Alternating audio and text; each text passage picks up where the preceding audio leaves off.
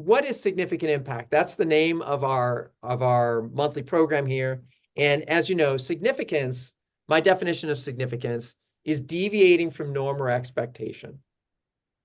Deviating from norm or expectation. And I always kid you guys, and you always smile about this, Sean, is that this is a community of deviants. Yep. And you've created a community of deviants as well, because you can really identify with this, so which is good. But let me ask you this. Why is deviance important in storytelling? I loved Dances with Wolves. Great show. You know, I was studying the Lakota people at the time, and so I was going out to Pine Ridge, and I was like, what a great story of them. And then somebody kind of ruined it for me in a good way, but they said, well, it's a love story between two white people. And the Lakota are just a backdrop for that love story. And I'm like, oh, that hurts. You know, it's like, oh man.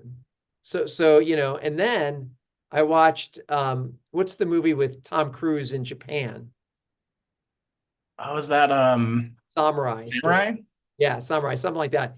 And I was like, love the movie, love the action. Somebody said, let's just dance with wolves in Japan. Oh, yeah, it kind of is. Okay, here's the one that the plot line that just kills me. And I saw it first on The Big Bang Theory. Is somebody said, yes, Raiders of the Lost Ark, it's a great show. And then, you know, one of the characters goes like, no, it's a terrible show. The plot's terrible. It's like, what do you mean? It's got everything in it. It's like, well, the character that Harrison Ford plays, if you weren't in the show, it would have ended the same way.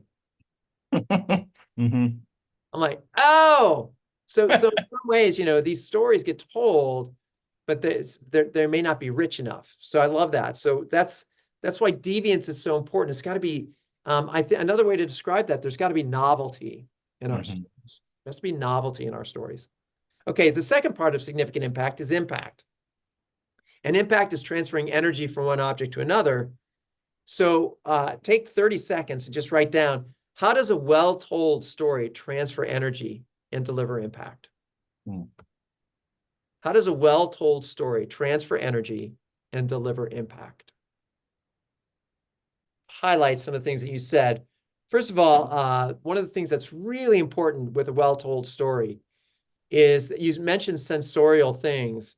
The reason why they use sensorial elements in a good story is so that, and you said this too, is how do they put you in the story? How do you feel like you're in the story? And so you tell the story by saying, oh, you know, I was just feeling warm. You know, I was in the sunshine. My feet were, you know, in the sand on the beach. And all of a sudden, with that imagery, I haven't said anything about a struggle or anything about the story, but I put you in the story. You can feel the sand on your feet. You can hear the waves. You can feel the salt on, you know, you can taste the salt. You can feel it on your face. All those kind of things just start happening when you use a sensorial thing. So you have to tell a well-told story puts the audience in the story. They have to identify with, which is really great. And then you also just mentioned cliffhangers. Those are important with stories too. So the biggest thing, the first tip of good storytelling, I'm going to give you right now, is comes from the word impact, because impact is the transfer of energy between one object and another.